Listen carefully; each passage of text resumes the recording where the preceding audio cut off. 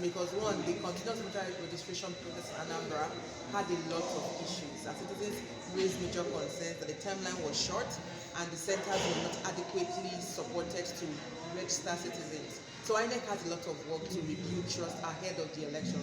One of the things INEC needs to work on, one, is increasing stakeholders' engagement in the state, engaging with media, with civil society, with citizens, with the political parties, and security.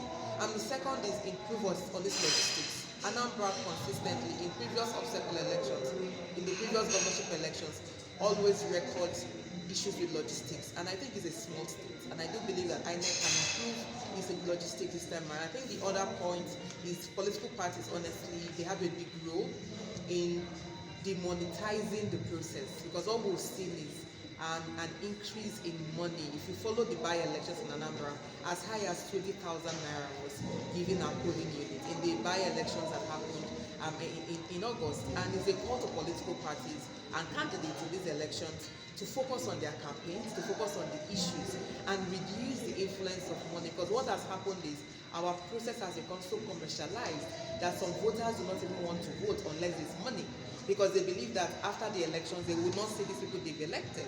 And so the political class have an important role to not just reduce how they use money in these elections, but also engage on the issues and focus on getting votes based on the issues that they have promoted in the elections. And I think the other thing is security. We cannot talk about Anambra without the issues around security. It's a call to the security agencies, the police as the lead agency in security, to coordinate properly with reforms. They do get results, and that's what we have seen in other jurisdictions, in Canada, in South Korea, and even here in Nigeria. Today we're talking about the use of technology in our election.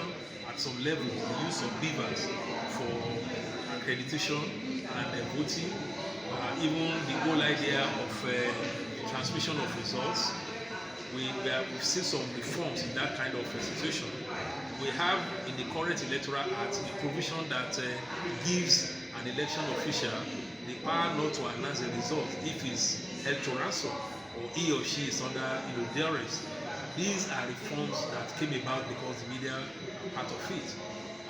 Again, we're also looking at some other historic antecedents, like when we were advocating for a Freedom of Information Act. The media took it as its own agenda, did a lot of things that made it happen. So we are now trying to bring that kind of tradition to bear on what we are trying to do. That we have the citizens memorandum.